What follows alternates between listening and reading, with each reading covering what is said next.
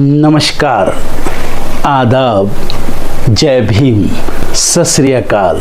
मैं हूँ माजिद सिद्दीकी और आप देख रहे हैं फोकस हिंदुस्तान न्यूज़ चैनल। आज की ख़ास खबरें सब्सक्राइब करें, लाइक करें, शेयर करें। फिर आऊँगा एक ताज़ा खबर को लेकर माजिद सिद्दीकी।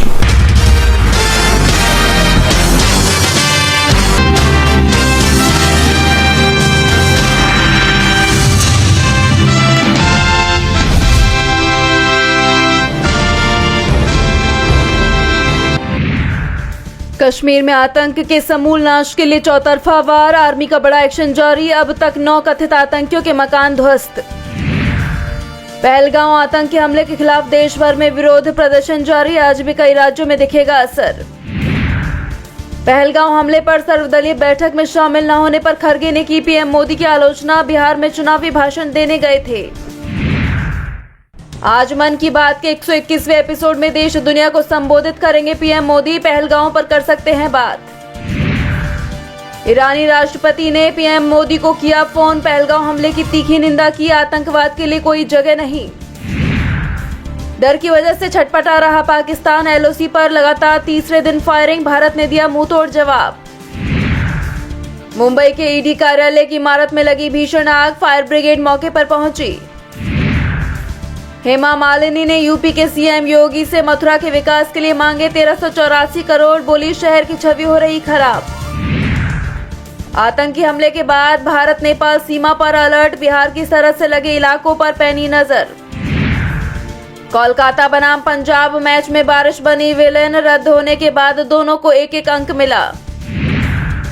ईरान के बंदरगाह पर विस्फोट में जान जाने वालों की संख्या बढ़ी, अब तक 18 लोगों की गई जान और 750 घायल। भारत की कार्रवाई से सहम गया पाकिस्तान, सभी रेलवे स्टेशन पाक आर्मी को सौंपे गए। यूनुस का भी शेख हसीना जैसा हाल करेंगे, हिफाजत इस्लाम ने दी बांग्लादेश सरकार को चेतावनी। यूक्रेन के खिलाफ जंग लड़ रही उत्तर कोरिया की सेना, रूस के दावे ने मचाई सनसनी, ट्रंप ने पुतिन पर साधा निशाना। व्हाइट हाउस में तीखी बहस के बाद पहली बार मिले ट्रंप और ज़ेलेंस्की, दोनों में हुई बात। हेल्थ इंश्योरेंस पर जीएसटी से राहत का इंतजार, 4 महीने से नहीं हो पाई काउंसिल की बैठक। दिल्ली से बिहार आने वाली ट्रेनों का बदला रूट, सामने आई स्टॉपेज की नई लिस्ट। भारत में लोगों की आय में ठहराव, मारुति सुजुकी इंडिया के चेयरमैन की टिप्पणी का हवाला देकर बोले रमेश। 28 अप्रैल को तटीय राज्यों की बैठक, केंद्र 255 करोड़ रुपए की मत्स्य पालन परियोजना का करेगा ऐलान। भारत पाक तनाव बढ़ने के बावजूद विदेशी निवेशकों की वापसी, 17,424 करोड़ की खरीदारी।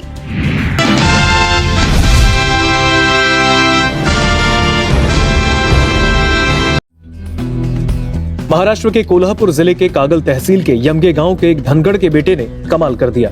वीरुदेव सिद्धापा ढोणे ने अपने पहले ही अटेम्प्ट में यूपीएससी के एग्जाम को क्रैक किया है। खंबे पर कंबल, सर पर गांधी टोपी, हाथ में लकड़ी और पैरों में ये बड़ी धनगढ़ी चप्पलें पहनकर धूप में बकरी चराने के लिए भटकने वाले धनगढ़ का बेटा यूपीएससी की परीक्षा पास कर गया और उसने 551वीं रैंक प्राप्त की।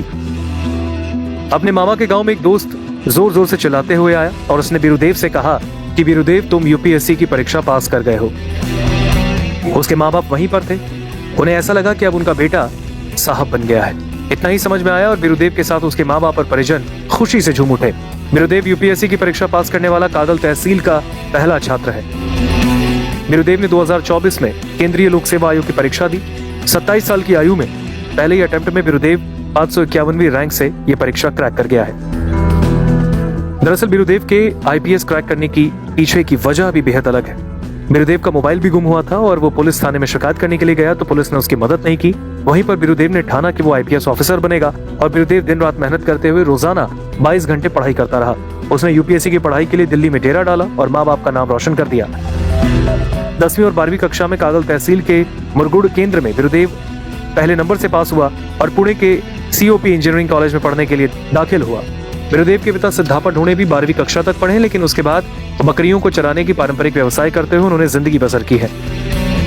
वीरुदेव को बड़ा ऑफिसर बनाने का ख्वाब भी उनका था। जब वीरुदेव दिल्ली में यूपीएससी की तैयारी कर रहा था तो उसके पिता बड़े कष्ट उठाकर 10 से 12 हजार रुपए भेजते थे।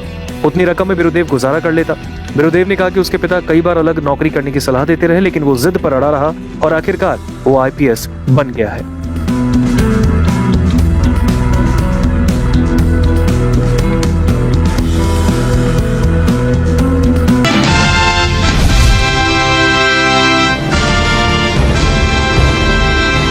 जयपुर की हवा महल सीट से बीजेपी विधायक बालमुकुंद आचार्य के जामा मस्जिद में घुसकर पोस्टर लगाने का विवाद तूल पकड़ता जा रहा है। शनिवार को जौहरी बाजार में विधायक बालमुकुंद आचार्य की गिरफ्तारी की मांग कर रहे प्रदर्शनकारियों पर पुलिस ने लाठीचार्ज कर दिया।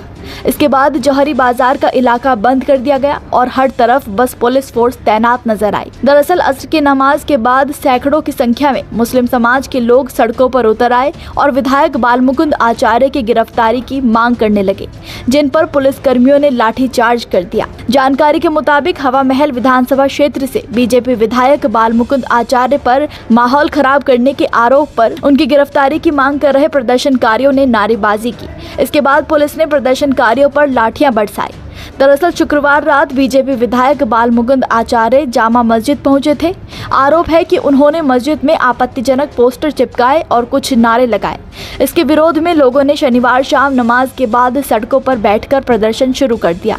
तो वहीं विधायक बालमुकुंद आचार्य ने जामा मस्जिद में घुसकर विवादित पोस्टर लगाए जाने और भड़काऊ नारेबाजी करने को लेकर अपने ऊपर लगे आरोपों को पूरी तरह गलत व बेबुनियाद बताया है। समझ में नहीं आया कि किसी की आत्मा आहत हुई।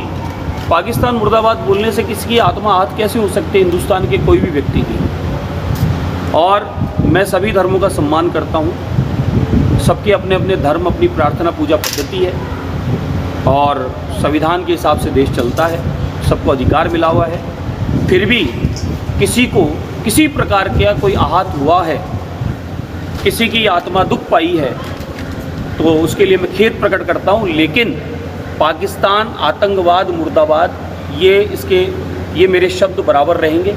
मीडिया रिपोर्ट्स के अनुसार प्रदेशाध्यक्ष मदन राठौड़ ने विधायक बालमुकुंद आचार्य को फोन कर फटकार लगाई है। राठौड़ ने विधायक से कहा कि ये समय सबको साथ लेकर चलने का है, जिसके बाद बालमुकुंद आचार्य ने आश्वस्त किया कि ऐसा वापस से नहीं होगा।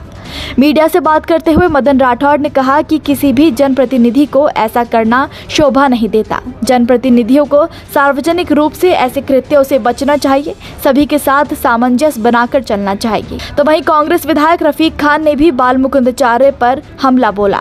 ये पीछे आप ये पाकिस्तान मुर्दाबाद लेकर के खड़े, ये जामा मस्जिद के अंदर खड़े, जामा मस्जिद के अंदर से संदेश दे रहे हैं कि पाकिस्तान मुर्दाबाद था, पाकिस्तान मुर्दाबाद है, पाकिस्तान मुर्दाबाद रहेगा। पाकिस्तान जिस दिन आज़ादी मिली इस देश के मुसलमानों ने उसी दिन पाकिस्तान को टुकरा दिया। आज कोई नई बात है, उसी दिन टुकरा चुके हम। कल जिस तरीके से जयपुर के बीजेपी के विधायक एक यात्रा का नाम लेकर के लोगों के बीच में जाते हैं और जाते जाते उनका रुख नारों के साथ में जामा मस्जिद की तरफ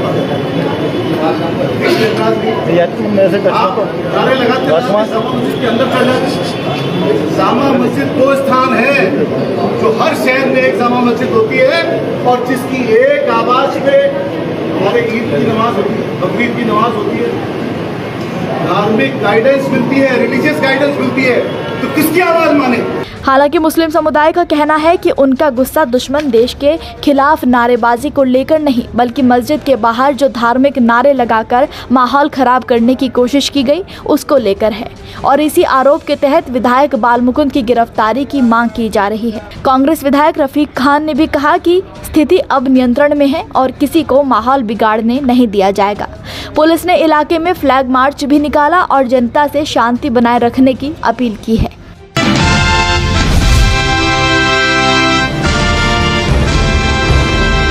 जब तक देश के 140 करोड़ लोगों में देशभक्ति नहीं जागेगी, तब तक पहलगाम जैसे हमले होते रहेंगे। ये कहना है केंद्रीय मंत्री पीयूष गोयल का। इस बयान को लेकर सोशल मीडिया पर पीयूष गोयल की जमकर किरकिरी हो रही है। पीयूष गोयल ये बयान देते ही विपक्ष के निशाने पर आ गए हैं। पीयूष गोयल ने कहा था, जब तक 140 करोड़ भारतवासी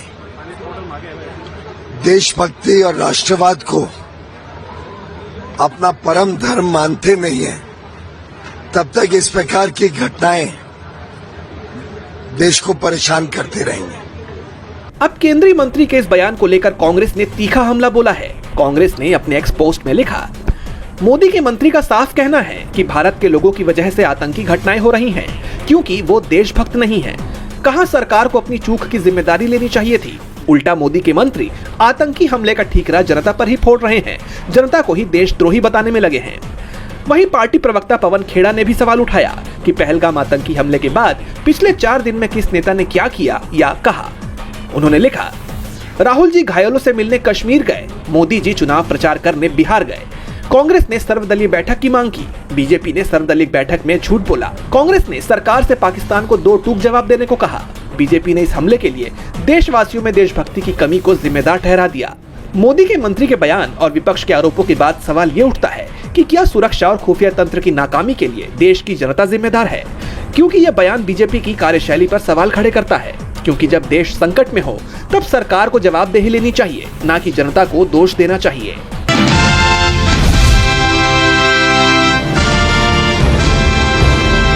सपा प्रमुख अखिलेश यादव ने स्पेशल ऑपरेशंस की लाइव मीडिया कवरेज को लेकर केंद्र सरकार पर तीखा हमला बोला है। उन्होंने इसे रणनीतिक लापरवाही या राजनीतिक प्रचार का हिस्सा करार देते हुए सरकार से तत्काल स्पष्टीकरण की मांग की है। अखिलेश का यह बयान हाल ही में जम्मू कश्मीर के पहलगाम में हुए आतंकी हमले के बाद सरकार द्वारा जारी उस एडवाइजरी के जवाब में आया, जिसमें मीडिया को रक्षा ऑपरेशंस की लाइव कवरेज से रोकने को कहा गया था। अखिलेश ने लिखा कि सुरक्षा के दृष्टिकोण से स्पेशल ऑपरेशंस की लाइव कवरेज की अनुमति क्या एक रणनीतिक लापरवाही थी या फिर ये राजनीतिक प्रचार से प्रेरित थी? ये बात सरकार तत्काल स्पष्ट करे। कल को फिर से सरकार ये कहेगी कि एक चूक के बाद ये दूसरी चूक हो गई। इसका मतलब साफ है कि सुरक्षा जैसे अति संवेदनशील क्षेत्र में मीडिया का अवांछित अतिक्रमण है। उन्होंने आगे कहा कि लाइव कवरेज तो दुश्मन भी देखेंगे, जिससे हमारे सुरक्षा बलों की लोकेशन उनको पता चल जाएगी और रणनीति भी। इससे देश की सुरक्षा और हमारे जवानों की जान भी खतरे में डाल दी जाएगी। इस तरह की लाइव कवरेज के लिए सख्त दंडात्मक कार्रवाई हो। देश और सैनिकों की सुरक्षा से कोई भी समझौता माफी के योग्य नहीं है। उन्होंने ये भी सवाल उठाया कि क्या सरकार की ये नीति जानबूझकर प्रचार के लिए थी या अनजाने में हुई चूक। अखिलेश ने चेतावनी दी कि बार बार ऐसी गलतियों से देश की सुरक्षा को गंभीर खतरा हो सकता है। अखिलेश ने सरकार के इस रवैये को गैर जिम्मेदाराना ठहराते हुए इसे राष्ट्रीय सुरक्षा के साथ खिलवाड़ बताया। इस मुद्दे ने राजनीतिक गलियारों में एक नई बहस छेड़ दी है।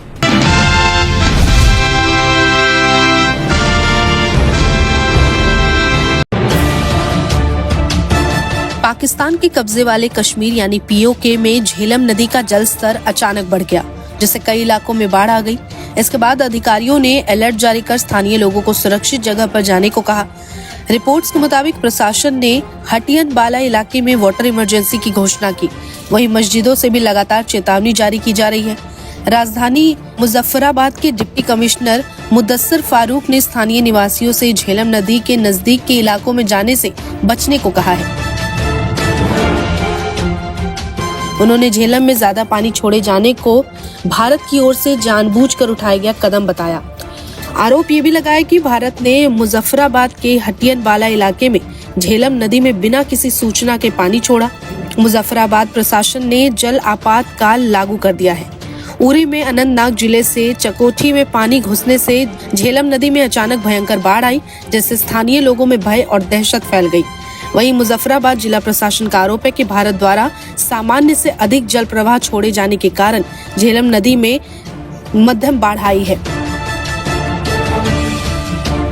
लोगों को सलाह दी जा रही है कि वो झेलम नदी के पास ना जाएं और पशुओं को भी इसके पास जाने से रोकें, ताकि जान माल के किसी भी नुकसान से बचा जा सके।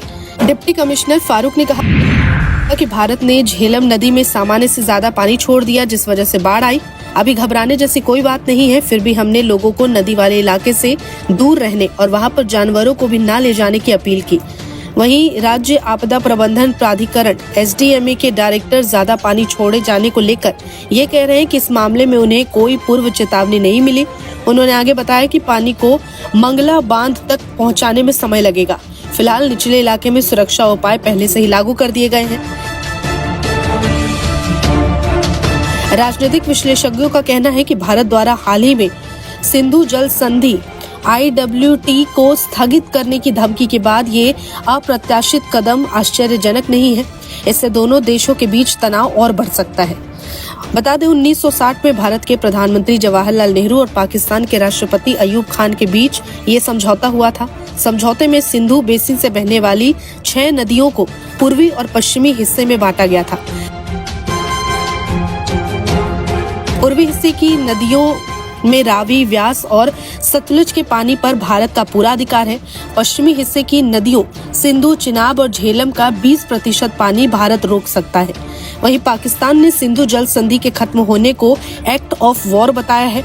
पाकिस्तान सरकार ने कहा, अगर भारत सिंधु जल समझौते को रोकता है तो इसे एक्ट ऑफ वॉर यानी जंग की तरह माना जाएगा।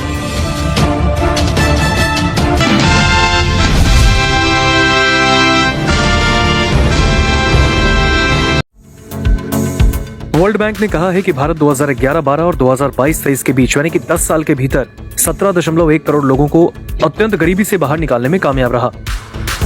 विश्व बैंक ने भारत को लेकर गरीबी और समानता पर अपनी रिपोर्ट में कहा कि पिछले 1 दशक में भारत ने गरीबी को काफी हद तक कम किया है। अत्यंत गरीबी यानी कि प्रतिदिन $2.15 से कम पर जीवन यापन करने वाले लोगों की तादाद 2011-12 में 16.2% से घटकर 2022-23 में 2.3% पर आ गई है। इससे 17.1 करोड़ लोग गरीबी रेखा से ऊपर आ गए हैं। रिपोर्ट के मुताबिक गांव में अत्यंत गरीबी 18.4% से घटकर 2.8% पर आ गई, जबकि शहरी क्षेत्र में ये 10.7% से घटकर 1.1% पर रही है। इससे ग्रामीण शहरी अंतर 7.7% से घटकर 1.7% पर आ गया। ये सालाना 16% की गिरावट है। इसमें कहा गया कि भारत निम्न मध्यम आय वर्ग की श्रेणी में आने में भी कामयाब रहा। इसमें $3.65 प्रतिदिन की निम्न मध्यम आय वर्ग गरीबी रेखा का उपयोग करते हुए गरीबी 61.8% से घटकर 28.1% पर आ गई है। रिपोर्ट के मुताबिक 2021-22 में भारत में अत्यंत गरीबी में रहने वाले लोगों में 5 सबसे ज्यादा आबादी वाले राज्यों में उत्तर प्रदेश, महाराष्ट्र, बिहार, बंगाल और मध्य प्रदेश की 65% हिस्सेदारी थी। वहीं 2022-23 तक अत्यंत गरीबी में आई कमी में इनका योगदान 2/3 रहा। इसके बावजूद इन राज्यों का भी भारत के अत्यंत गरीबी में रहने वाले लोगों का 54% 2022-23 में और बहुआयामी यानी कि विभिन्न स्तरों पर गरीब लोगों 2019-21 का 51% हिस्सा है।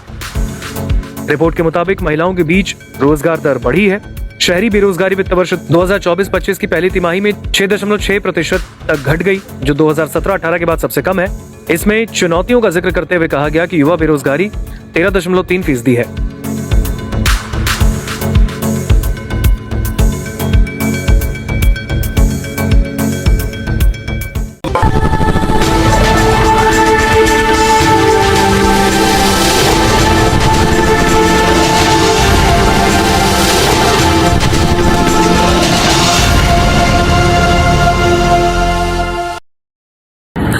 दोस्तों आज मैं आपको बताने वाला हूं कि अगर आपकी बॉडी में मैग्नीशियम की डेफिशिएंसी हो जाए तो आपको क्या क्या प्रॉब्लम हो सकती है। सबसे पहले इंसोमेनिया, नींद ना आना, स्लीपिंग डिसऑर्डर, इंसान सारी रात करवटें बदलता है, नींद नहीं आती, स्ट्रेस लेवल, एंजाइटी बढ़ जाती है इससे, क्योंकि कोर्टिसोल हार्मोन को रोकने में मदद करता है। और अगर आपकी बॉडी में मैग्नीशियम नहीं है तो कोर्टिसोल बढ़ जाता है, जिसकी वजह से स्ट्रेस और एंजाइटी हो जाती है।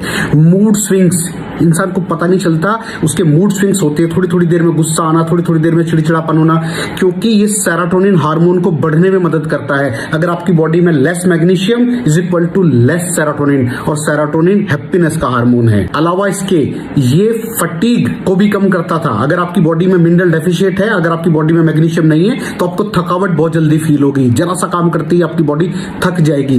पुअर डाइजेस्टिव सिस्टम, ये डाइजेस्टिव सिस्टम को भी मैनेज करने में बड़ा शानदार रोल प्ले करता है। और अगर इसकी डेफिशिएंसी है तो कॉन्स्टिपेशन, डायरिया जैसी प्रॉब्लम हो जाती है। माइग्रेन बहुत खतरनाक प्रॉब्लम है। माइग्रेन अगर डेफिशिएट है आपकी बॉडी मैग्नीशियम से तो आपको माइग्रेन की प्रॉब्लम भी हो सकती है। ब्लड प्रेशर, अगर आपकी बॉडी में मैग्नीशियम कम है तो आपको ब्लड प्रेशर की प्रॉब्लम हो सकती है।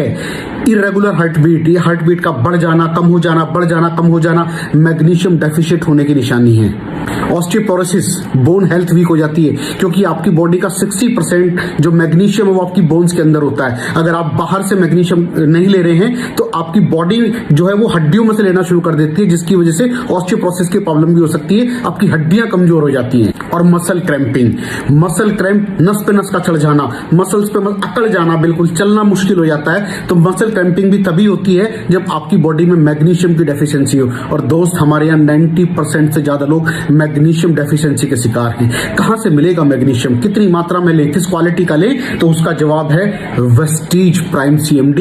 इसके अंदर आपको भरपूर मात्रा में मैग्नीशियम मिलेगा, आपकी सारी प्रॉब्लम सॉल्व हो जाएगी। Thank you so much. दर्शकों, देख लिया आपने हमारे वीडियो को।